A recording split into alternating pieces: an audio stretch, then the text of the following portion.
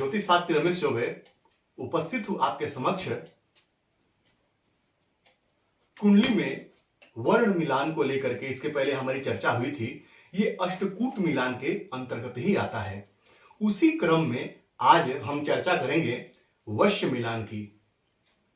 वश्य मिलान के कुल 2 अंक दिए गए हैं, जैसा कि मैंने आपको लिखा है, और कब इसका परिहार हो जाता है। आजकल क्या होता है कि ऑनलाइन कुंडली मिला करके और तुरंत डिसीजन हम ले लेते हैं कि ये शादी नहीं हो सकती है, ये शादी कम गुण मिलान होने की वजह से नहीं होगा। लेकिन जैसे मैंने आपको इसके पीछे बताया था कि वर्ण का जो कैसे परिहार हो जाता है, तो यदि कुंडली में आपको यदि मिलान में नहीं मिल पा रहा है, लेकिन यदि उसका परिहार हो रहा है, तब भी विवाह संभव है। तो उसी प्रकार से वश्य का ही मान लीजिए, यदि आपने देखा कि मिलान नहीं हो पा रहा है, लेकिन उसका परिहार यदि संभव है, तो ये 2 अंक आपके खाते में जुड़ जाएंगे। तो ये 2 अंक भी बहुत महत्वपूर्ण है। जैसे कि 1 अंक महत्वपूर्ण था, वैसे ये 2 अंक भी बहुत ही महत्वपूर्ण है। अब सबसे पहले समझिए कि वश्य का मतलब होता क्या है। यदि मैं कहूं वश्य का मतलब, तो एक तरह से वश में करने वाला या एक दूसरे पे हावी रहने वाला। कौन किस पे हावी रहेगा? स्त्री पुरुष पे हावी रहेगी, यानी कन्या वर पे हावी रहेगी, या वर कन्या पे। जैसे आपने सुना होगा कि विवाह के बाद अचानक जो है कोई दुर्घटना हो गई और पति की मृत्यु हो गई, तो लड़की का जीना ससुराल में मुश्किल हो जाता है और कहते हैं क्या कि ये मेरे बच्चे को खा गई, ये मेरे बच्चे को निगल गई। तो ये कब होता है? तो ये यही स्थितियां हैं कुंडली में, जब कहीं ना कहीं ये जो राशियां हैं, इन राशियों का सबका अपना एक क्या है, वश्य है। और वश्य क्या होता है वो मैं आपको बताता हूं। तो उस प्रकार से यदि वश्य नहीं मिलेगा, तो ये जो खा गया और निगल गया जो शब्द है, ये वही लागू होता है। तो यहां पे कुल 5 श्रेणियों में रखा गया है। किसमें रखा गया है? तो यहां देखिए, चतुष्पद, मानव, जलचर, वनचर और कीट, ये 5 वर्गों में रखा गया है। अब आप खुद ही थोड़ा सा अपना बुद्धि का प्रयोग कीजिए कि एक वन में रहने वाले प्राणी का एक मनुष्य के साथ कैसा संबंध हो सकता है, या एक जो 4 पैर पर रेंगने वाला चलने वाला प्राणी है, उसका एक जल में रहने वाले यदि प्राणी के पास जाएगा, जैसे कि एक कोई भी हिरण यदि या कोई भी जानवर यदि पानी पीने जाएगा यदि नदी पे, तो जाहिर सी बात है मगरमच्छ उसको खा जाएगा। तो भक्ष लेना यानी भक्षण कर लेना। तो ये तो एग्जाम्पल के लिए है, लेकिन यदि ये मिलान नहीं हो पाता है, तब जाकर के कहीं ना कहीं समस्या आती है। जैसे विवाह के बाद कई बार सिर्फ पुरुष ही नहीं, विवाह हुआ और स्त्री ही मर गई, स्त्री की ही मृत्यु हो गई, पता चला वो आग में जल के मर गई या खुदकुशी कर लिया उसने। इसके अलावा बहुत सारे भी कारण हैं, लेकिन तब हम इन चीजों पे थोड़ा सा ध्यान देते हैं कि यहाँ पे वश्य का मिलान हुआ था कि नहीं, कौन किस पे हावी हो गया, कौन किसको वश में कर लिया, कौन किसका भक्षण कर लिया। तो वही यहाँ वश्य की आवश्यकता पड़ती है। आप ये मत सोचिएगा कि सिर्फ 2 अंक है तो इतना महत्वपूर्ण नहीं है, बड़ा ही महत्वपूर्ण है। इस 2 अंगों का भी बहुत महत्व जीवन में है। तो जैसे कि मैंने यहां पे आपको लिखा है कि चतुष्पद, मानव, जलचर, वनचर और कीट 5 वर्गों में यहां पे रखा गया है। तो अब यहां पे थोड़ा सा हम समझ लेते हैं। यहां मैंने लिखा है राशि। तो राशि में मेष, वृष, मिथुन, कर्क, सिंह, कन्या, ये राशियां मैंने लिखी हुई है। अब इसी में कुछ राशि के उत्तरार्ध और पूर्वार्ध, यानी कि कुछ राशि के पहले और बाद के नक्षत्रों के हिसाब से जो है वो कुछ चतुष्पद में तो कुछ मानव में, ऐसे करके ये बताऊंगा, लंबा हो जाएगा, आप शॉर्ट में समझने की कोशिश कीजिए। रखा गया है तो मैं सामान्य तौर पे यहाँ पे लिख के रखा हूं आपके समझने के लिए। वही राशि यहाँ दोबारा लिखा हूं, तुला, वृश्चिक, धनु, मकर, कुंभ और मीन। और यहाँ पे मैंने जैसे कि राशि लिखा है मैंने और यहाँ वश्य लिखा है। तो मेष राशि चतुष्पद में, वृष राशि चतुष्पद में, मिथुन राशि मानव में, च और तू लिखा मैंने चतुष्पद समझिए इसको, मिथुन मानव में, कर्क जलचर में, सिंह वंचर में और कन्या मानव में। वही तुला राशि जो है वो मानव में, वृश्चिक कीट में, धनु मानव में पूर्वार्ध का, मकर चतुष्पद में, कुंभ मानव में, मीन जलचर में, कब उत्तरार्ध का यानी बाद का। तो इस प्रकार से आप समझ जाइए इस चीज को। अब आते हैं कि मिलान हम कैसे करते हैं। तो यहां मैंने एक तालिका बना रखा है, इसका स्क्रीनशॉट ले लीजिए, आपको सुविधा होगा, और इसको उतार के रख लीजिए आप, आपको इससे लाभ होगा, सीखने में मदद मिलेगी आपको। तो मैंने यहां लिखा है कन्या और यहां लिखा है वर। तो ये कन्या का मैंने लिखा हुआ है और ये एक तालिका बना रखा है मैंने।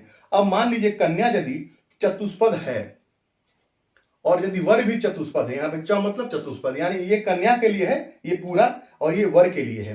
तो कन्या यदि चतुष्पद है और यदि पुरुष भी चतुष्पद है तो 2 अंक प्राप्त हो गए, क्योंकि दोनों का जो व्यवहार है वो एक ही समान होगा लगभग। वहीं यदि कन्या चतुष्पद है और वर मानव है तो 1, जलचर है तो 1, वंचर है तो 0 और कीट है तो 1। यानी यदि कन्या यदि चतुष्पद है तो इस प्रकार के प्रथम से आप मिला सकते हैं। अब यहां पे यदि 0 है तो विवाह नहीं होगा। कैसे, वो समझिए थोड़ा सा।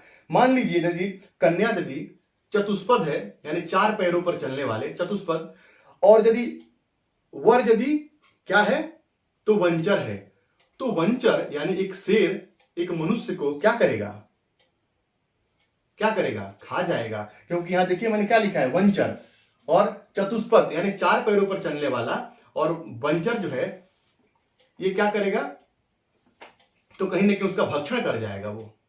तो यहां पे चतुष्पद होगा और यदि वंचर होगा तो विवाह यहां पे नहीं होगा। वंचर मतलब वन्य प्राणी जो वन में रहते हैं, तो यहां पे विवाह नहीं हो सकता है। अब यहां मनुष्य मैंने कह दिया, आप ऐसे मत समझिए। यदि यहां पे वंचर कोई है तो जंगली जानवर क्या करेगा, तो खा जाएगा यदि वो मजबूत होगा। सिंह राशि का सिर्फ वृश्चिक राशि से ही नहीं बनती है, नहीं तो बाकी सभी राशियों पे कमांड करता है। सिंह जो है वो सभी राशियों पे कमांड करता है, लेकिन वृश्चिक कीट होने की वजह से उस राशि पे वो कमांड नहीं कर पाता है। वहीं समझिए यदि लड़की मानव है और लड़का चतुष्पद है तो 1 अंक, मानव है तो 2, जलचर है तो 1, वंचर है तो 0 और कीट है तो 0, तो 1।